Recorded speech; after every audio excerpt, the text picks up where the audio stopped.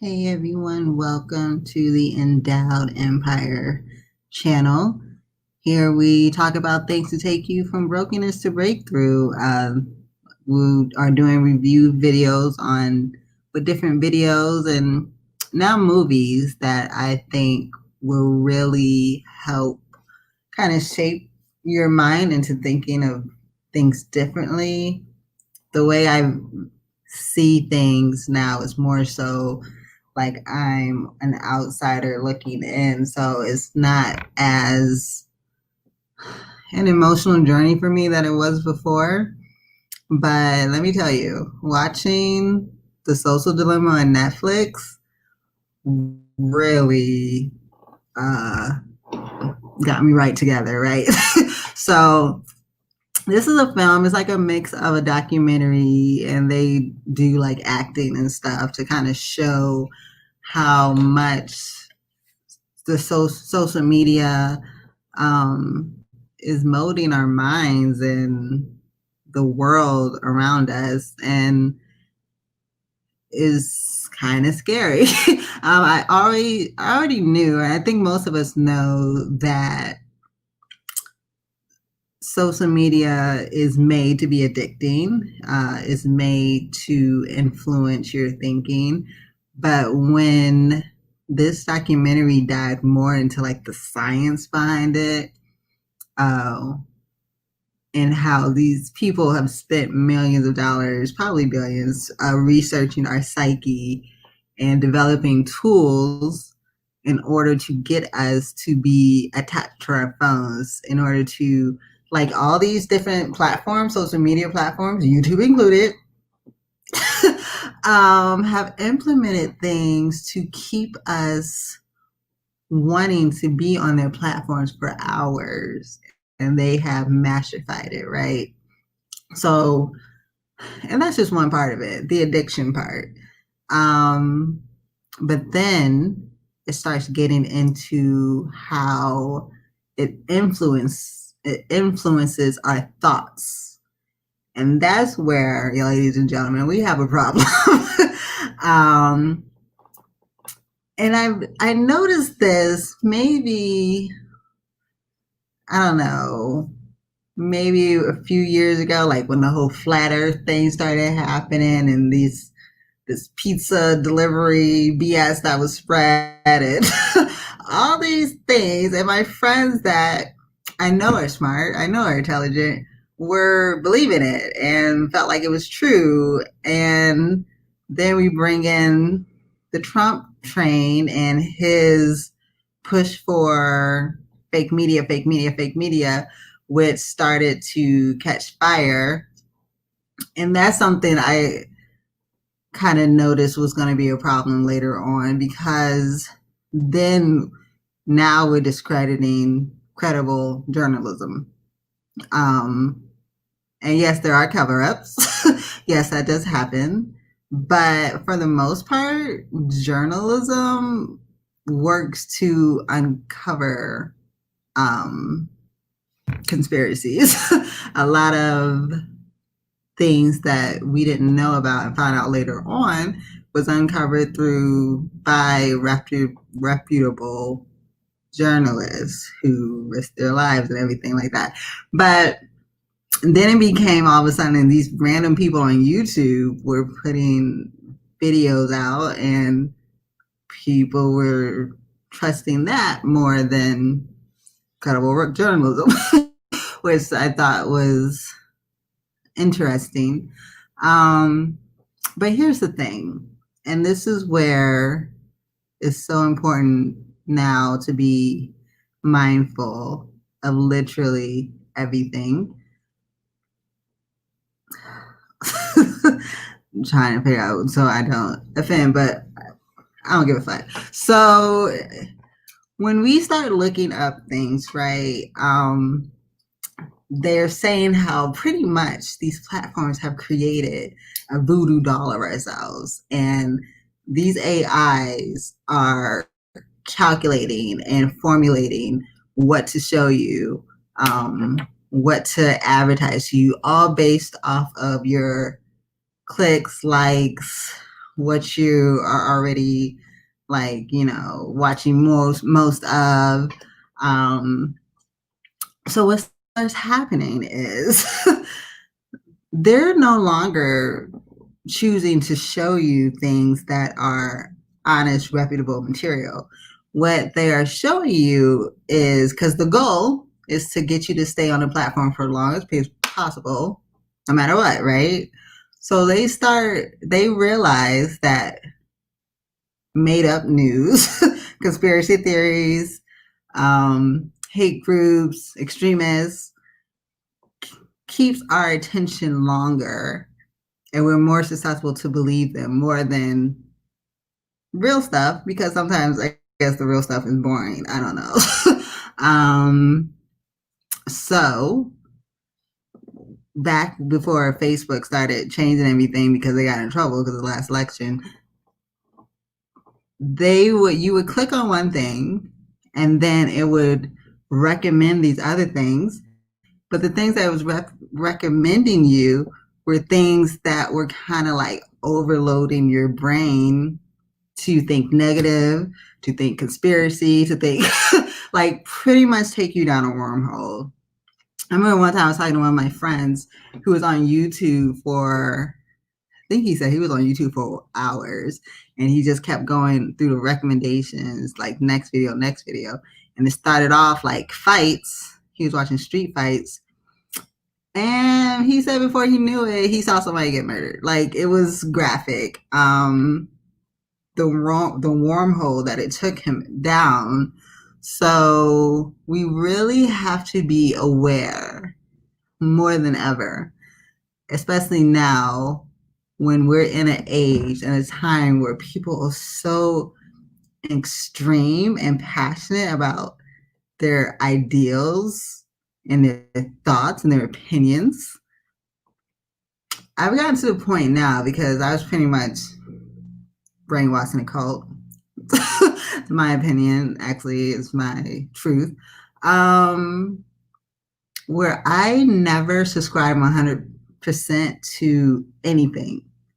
That's how I live my life. Like, nothing is 100%. No one knows, right? But what I do know is, if it's truth, that it's not harmful. So these groups that are being formed that harm other people, that make you cast doubt on other people's realities or experiences, we really should look into that and kind of keep that at arm's length. Because if you notice that you're drawn more to conspiracy theories and negativity, then you're going to be shown it more, and then you're going to start going down this rabbit hole where you start to believe it, right? So they give examples in this movie how Facebook and these conspiracy groups and these theories has led to massacres of people in other countries. And real talk, I feel like it could happen here. Just the energy around things right now, and people stockpiling weapons.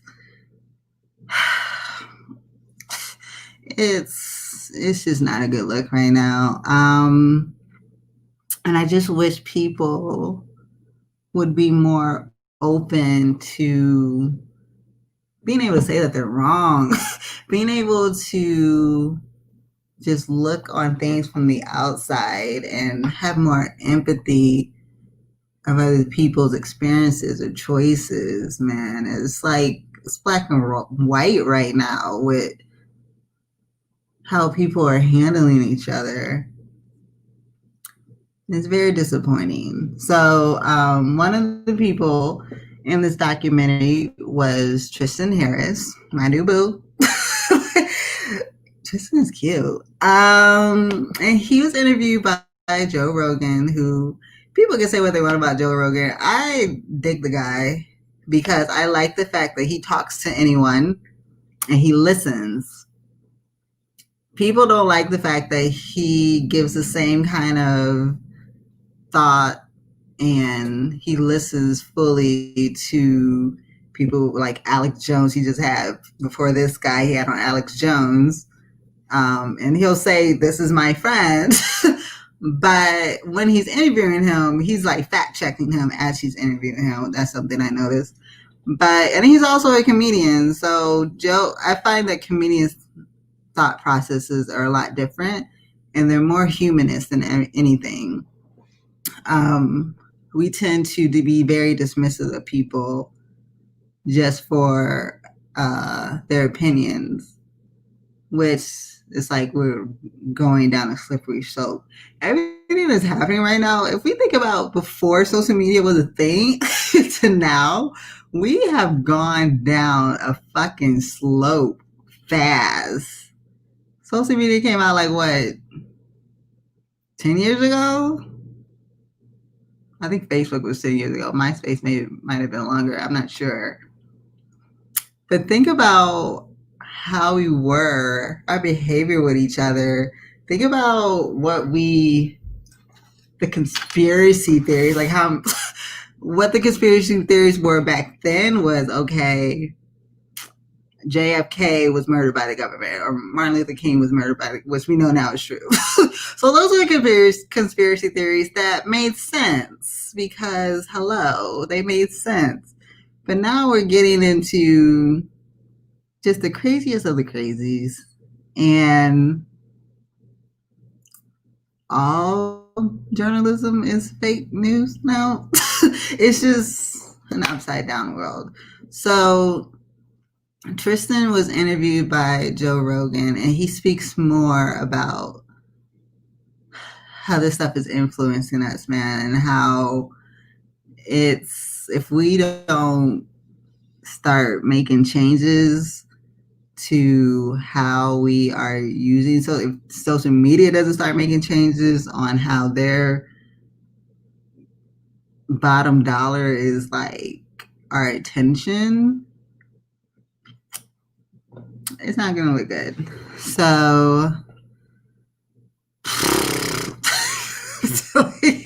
that, like, I'm telling you, this movie freaked me the hell out. After I was on it, I got on my Facebook and I probably rambled like a crazy person for a little bit.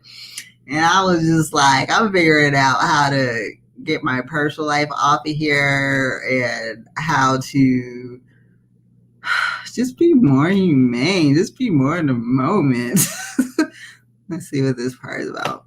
Lawrence Fishburne in The Matrix, trying to tell people to wake up. Well, there's a line in The Social Dilemma where I say, how do you wake up from the Matrix if you don't know you're in the Matrix? Well, that is the issue, right? And even in the Matrix, we at least had a shared matrix. The problem now is that in the Matrix, each of us have our own matrix. That's the real kicker. I struggle with the idea that this is all inevitable because this is a natural course of progression with technology, and that it's sort of figuring out the best way to have us, with as little resistance, embed ourselves into its system, and that our ideas, or what we are with emotions and with our biological issues, that this is just how life is, and this is how life always should be. But this is just all we've ever known. It's all we've ever known. Einstein didn't write into the laws of physics that social media has to exist for humanity. Right? We've gotten rid, again, the environmental movement is a really interesting example because we passed all sorts of laws. We got rid of...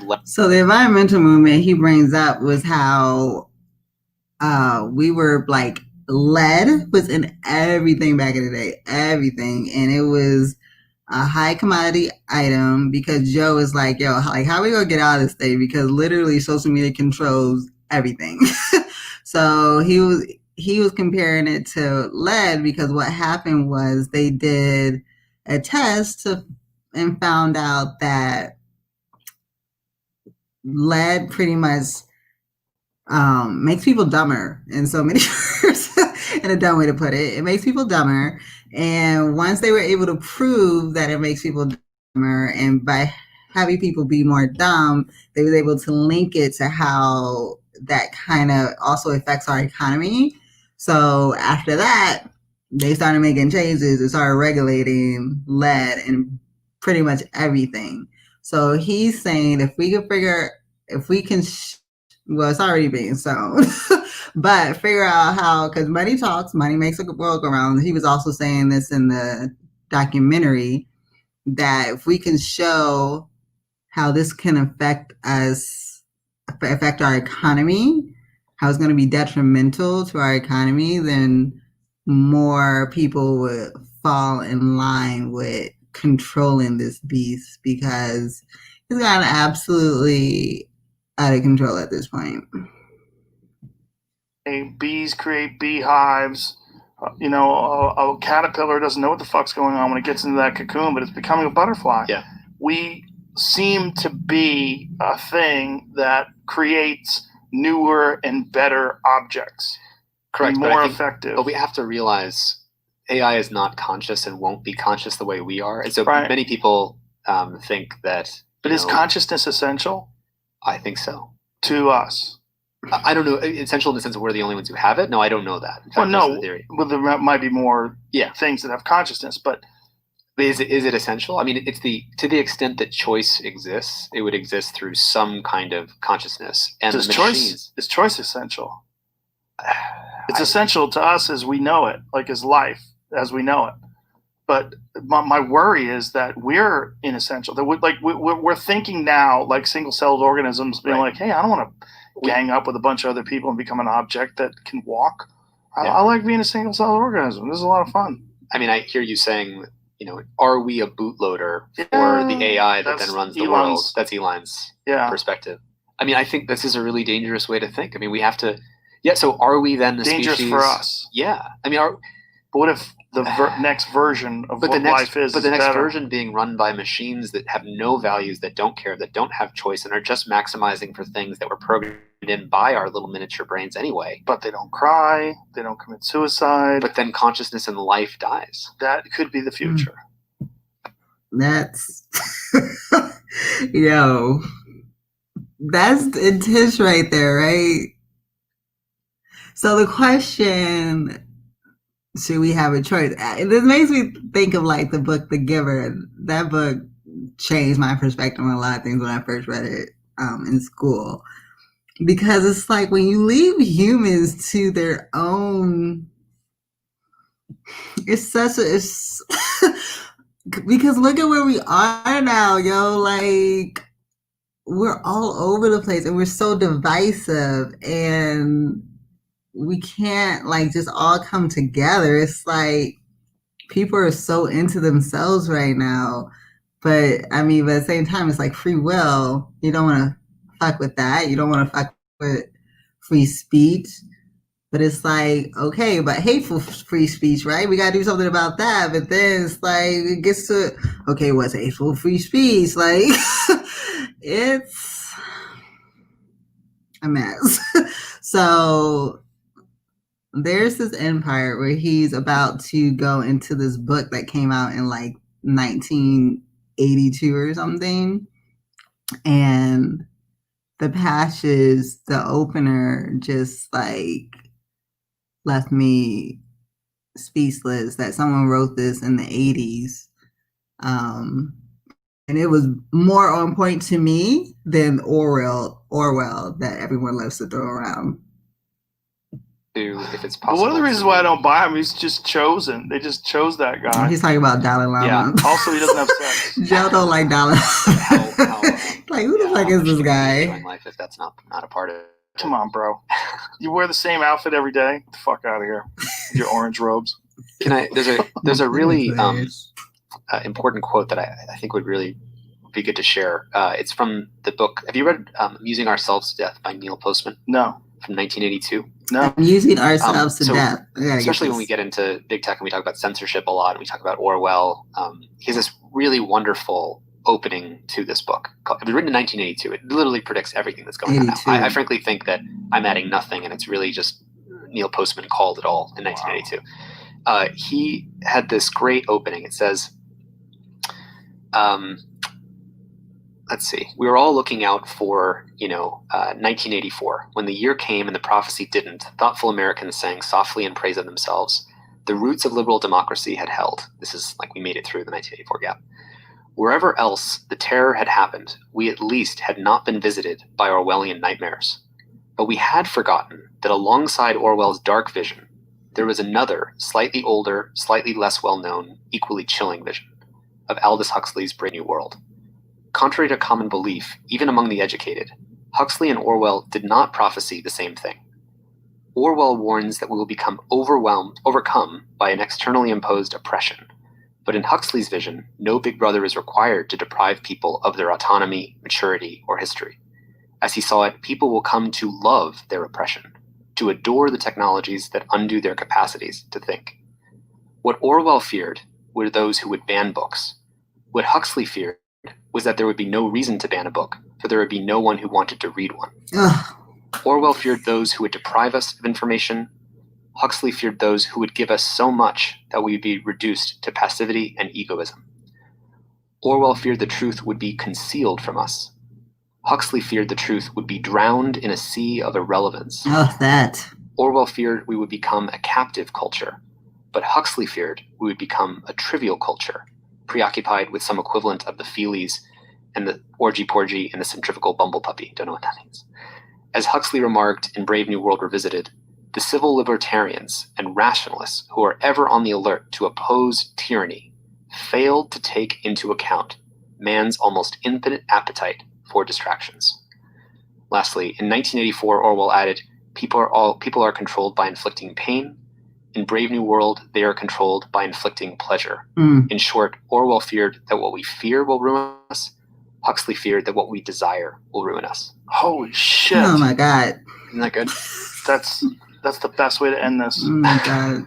God damn. But again, if we can become aware that this is what's happened, we're the only species with the capacity to see that our own psychology, our own emotions, our own Paleolithic evolutionary system has been hijacked. I like that you're optimistic. We have to be. If we want to remain people, we have to be. Optimism is probably the only way to live in a meat suit body and keep going. Otherwise, it certainly helps. Yeah. It certainly helps. Yeah. To me, that is more on point than Orwell's, because we've gotten to the point where people crave attention, people crave the like button, people crave, comments and stuff like that. And like he was saying earlier, you have people who will get a whole stream of good comments, somebody writes something fucked up, and you're stuck on the fucked up comment, even though there's like 20 other comments that are positive. So we really have to get to a point. We gotta go back to reading. Read more than you're on these social media platforms. I know they were suggesting like limit your social media to an hour or 2 hours a day. If you have kids, like, limit them on that shit, because that generation is going to be the most detrimental to all of this if they don't do something to control it. Because now, I mean, like he said, AIs have no conscience. Pretty much, especially with your children, you're allowing an AI to control what they're seeing, what they're choosing to watch, what their recommendations. I know my friends that are in the tech world, they literally will be following conservative and liberal, even though they have liberal views, they also follow conservative stuff to kind of fuck up the AI because they don't want to be taken down this rabbit hole of bullshit. Because the AI, like I said, has seen that the more it shows you the negative stuff, the conspiracy stuff, the fake stuff, that you're on their platform longer. So they don't care that it's not reputable. They care that you're getting sucked into it. So Tristan Harris, he's been named like the conscience of Silicon Valley. He's an amazing guy. I'm going to post the full interview in the about section so you guys can watch. The interview is like 2 hours long, but it's worth it. And if you have Netflix, watch The Social Dilemma amazing. But for me, this has definitely made me want to limit my time or social media, make it mostly for my business. And if I'm looking up stuff, looking more like higher conscious stuff, like not the bullshit. If I want to check on news, like I'll go maybe look on Twitter. Twitter might be my downfall. But because now these reputable news stations have become clickbait to compete with the bullshit. So maybe NPR, is that all we have left now for unbiased news? Just giving it to you straight without this injecting their opinions and feelings and stuff. I'll have to look into that. If you know of a good news source that just straight spit the facts, let me know in my comments, because I definitely would like to be aware of what's going on. But we have to get to a point where we got to be conscious, man. We got to recognize when we're being fucked with on these platforms, and don't get so pulled into the ugliness, the drama, because we're going to get into the point where it's going to be a legit civil war, in my opinion. And I'm not trying to be with it. I'm not trying to be with it. People can have their own opinions. They can differ from yours, and that's okay. Like, let them be. Let people be. I think that's my takeaway. So, yeah. If you watch The Social Dilemma, let me know how it affected you, your thoughts on it. What do you think we could do about these social media platforms as well? So, yeah, make sure to like, comment, subscribe, and hit that notification bell so you know when I'm on.